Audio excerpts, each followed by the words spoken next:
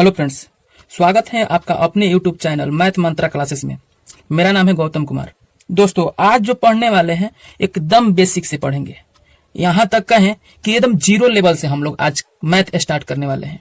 जिसको 2 और 2 नहीं आता है कि कितना होता है, वो भी आज मैथ पढ़ सकता है। और आज ही नहीं बल्कि इस चैनल पर पूरी इसी प्रकार से सभी मैथ को बनाया जाएगा, बताया जाएगा। तो हमारे अभी तक चैनल को सब्सक्राइब नहीं किए हैं तो प्लीज कर लीजिए। आज इतना छोटा लेवल से पढ़ेंगे कि आप देख लीजिएगा कि पूरी यूट्यूब का चैलेंज है कि अभी तक इतना छोटा लेवल से मैथ कंपटीशन का नहीं पढ़ाया गया होगा। तो चलिए आज चिन्ह चिन्हते हैं कि जोड़ का चिन्ह क्या होता है, घटाव का चिन्ह क्या होता है। अब आप लोग सोचते होंगे कि जोड़ घटाव कौन नहीं जानता है। जी दोस्तों, है कुछ हमारे दोस्त जिसको अभी तक जोड़ और घटाव, गुणा भागा, बड़ा छोटा, चूंकि, इसलिए, आरोही अवरोही, ये सारी चीजें कुछ कुछ जानते भी हैं और कुछ कुछ नहीं भी जानते हैं। मुझे लगता है कि जब जीरो से यानी बेसिक से जीरो से जब पढ़ा रहे हैं तो चिन्ह के साथ से ही स्टार्ट करना चाहिए। तो चलिए वीडियो को पूरा देखिएगा। चलिए पहले लिखते हैं यहाँ पर जोड़। जोड़ का चिन्ह कैसा होता है? ये होता है जोड़। ठीक है दोस्तों, अब आपसे पूछे कि घटाव का चिन्ह कैसा होता है? ये वाला होता है। इसको लिख देते हैं घटाव। ठीक है दोस्तों, इसके बाद गुणा का चिन्ह होता है, एक दूसरे का क्रॉस कटा हुआ, इसको बोल लेते हैं गुणा। इसके बाद भागा का चिन्ह कैसा होता है? हाँ, एक बात समझिए, भागा का चिन्ह का मतलब ये नहीं कि ऐसे और ऐसे कर देती भागा का चिन्ह है, नहीं, एक विधि है, एक मेथड है ये वाला, है ना। भागा चिन्ह नहीं है, भाग का चिन्ह होता है कुछ इस प्रकार का। ठीक है, तो ये होगा भाग।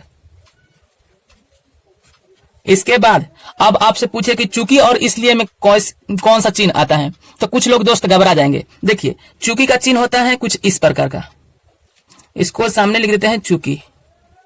जब एक को जान गए तो आप दूसरा इजी जान जाएंगे, है ना, आसान हो जाता है। इसलिए के चिन्ह ये होता है, इसको लिख देते हैं इसलिए।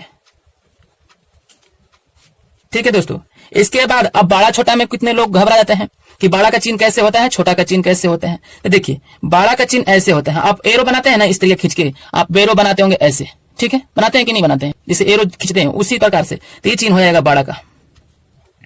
ठीक है, ये बड़ा का चिन्ह होता है। जस्ट इसी का उल्टा छोटा का चिन्ह होता है। ठीक है, अब इसके बराबर में कहेंगे कि बराबर का चिन्ह कौन होता है, तो सभी लोग जानते हैं बराबर इस प्रकार का लिखा जाता है। ठीक है, अब कहेंगे कोई भी संख्या, अगर कोई भी मान, अगर किसी संख्या किसी मान के बराबर नहीं आता है तो उसको कैसे लिखा जाता है? तो सीधा सीधी बराबर का चिन्ह करके इसको क्रॉस कर देंगे तिरछी, यानी बराबर नहीं है, यहां पर लिख देंगे नहीं है। ठीक है दोस्तों, आगे बढ़ते हुए अब पूछेंगे आपसे कि समानांतर का चिन्ह कैसा होता है। तो बहुत से लोग लिख देंगे, बहुत से लोग को नहीं लिखने भी आएगा। मैं यही नहीं करता हूं कि आपको नहीं आता है, आता है, लेकिन कुछ ऐसे दोस्त हैं जिसको नहीं भी आता है। चलिए समानांतर या समांतर कहें, दोनों एक ही है। तो इसका चिन्ह होता है, दो गो ऐसे खड़ा कर दें, इसको समांतर भी कह सकते हैं। ठीक है दोस्तों, आगे भी लिखते हैं। तो हम पूछेंगे आपसे कि सर्वांगसम का चिन्ह कैसा होता है। तो सर्वांगसम में दो गो पट रहेगा और इस पर एक ऐसे झुका हुआ रहेगा, इसको लिख देते हैं सर्वांगसम। सर्वांगसम, सम, है ना, सर्वांगसम।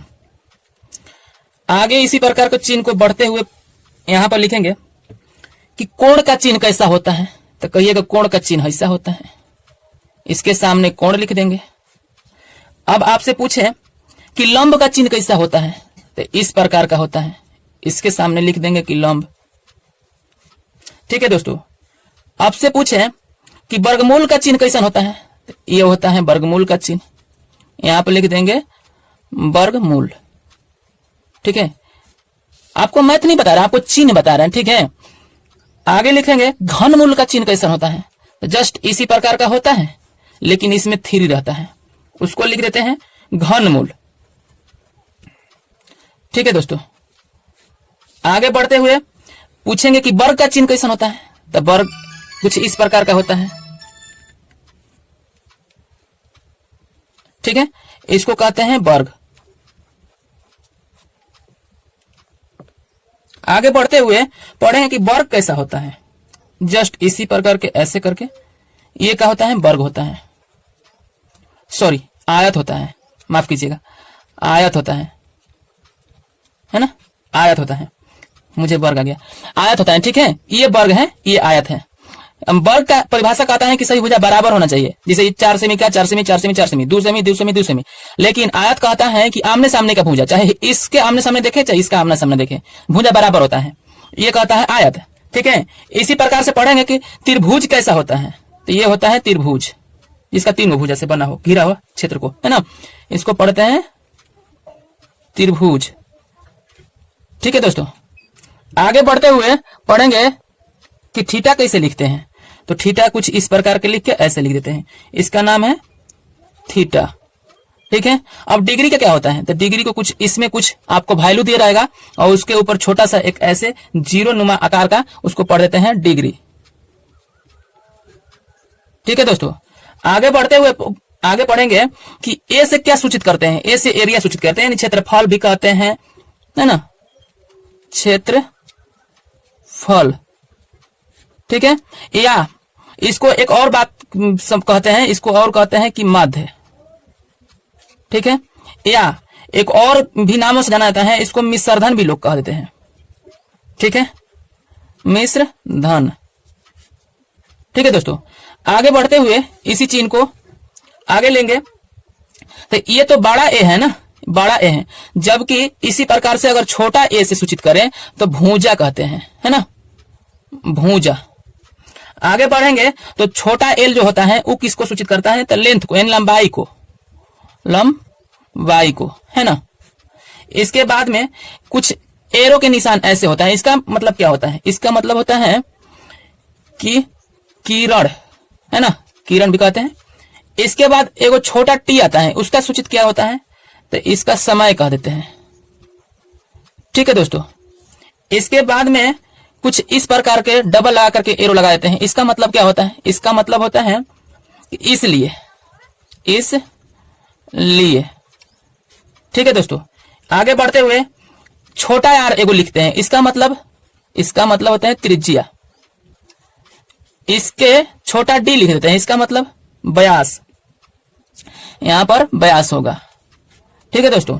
आगे बढ़ेंगे तो भी से क्या सूचित करते हैं, तो भी से कहते हैं आयतन कह देते हैं, आयतन, ठीक है। आगे बढ़ेंगे तो बी से क्या सूचित कर देते हैं, छोटा बी से, तो छोटा बी से आधार भी कह देते हैं, आधार, ठीक है दोस्तों। आगे बढ़ेंगे तो एम से क्या सूचित करते हैं, एम से माध्यिका भी कहते हैं, ठीक है, माध्यिका। आगे बढ़ेंगे तो पी से क्या सूचित करते हैं, तो पी से मूलधन भी कहते हैं, मूलधन भी कहते हैं। एक और समझिए कि यहां पर लिखे हैं आर, ठीक है, इस वाले आर को, एगो आर से रेट भी होता है, यानी दर भी कहते हैं, ठीक है। आगे बढ़ेंगे तो अगला होगा हमारा कि एच, छोटा एच ले क्या सूचित करते हैं, हम तो या तो ऊंचाई कहते हैं, ठीक है, या तो ऊंचाई कहते हैं या कण भी कह देते हैं, दिख रहा है आपको। आगे लिखेंगे कि छोटा एन क्या होता है, ये छोटा एन है, इसका मतलब हम सूचित कर देते हैं, भुजाओं की संख्या भी सूचित करते हैं या संख्या भी लोग कह देते हैं, यहां पर लिख देते हैं भुजाओं की संख्या, है ना, या संख्या भी सूचित कर देते हैं, किसी मान को संख्या निकालना हो तो एन से सूचित कर लेते हैं, ठीक है। 2s का मान दिखने को मिलता है, ठीक है। इसका मतलब होता है कि त्रिभुज की परिमिति पूछता है, ठीक है, किसका, त्रिभुज की परिमिति, ठीक है दोस्तों। इसके बाद आगे बढ़ते हुए है जो पाई कह देते हैं इसको, ठीक है, इसका मान हो जाता है 22/7। अगर हम दशमलव वैल्यू में लिखें तो इसका मान हो जाता है 3.1428, ठीक है, 3.1428, ठीक है दोस्तों। तो मैं आशा करता हूं आपको ये चिन्ह समझ में आ गया होगा। तो चलिए वीडियो को समाप्त करते हैं। अगर वीडियो आपको अच्छी लगी है तो हमारे चैनल को सब्सक्राइब कर लीजिएगा अपने दोस्तों के साथ। चलिए वीडियो को यहीं समाप्त करते हैं। हाँ, बता दूं कि अगला जो वीडियो आने वाला है आपको वर्गमूल पाएगा, आपको मैक्सिमम 20 या 25 वर्गमूल आपको लिखवाएंगे जो आपको याद करना पड़ेगा, ठीक है दोस्तों। तो चलिए आज को वीडियो यहीं समाप्त करते हैं।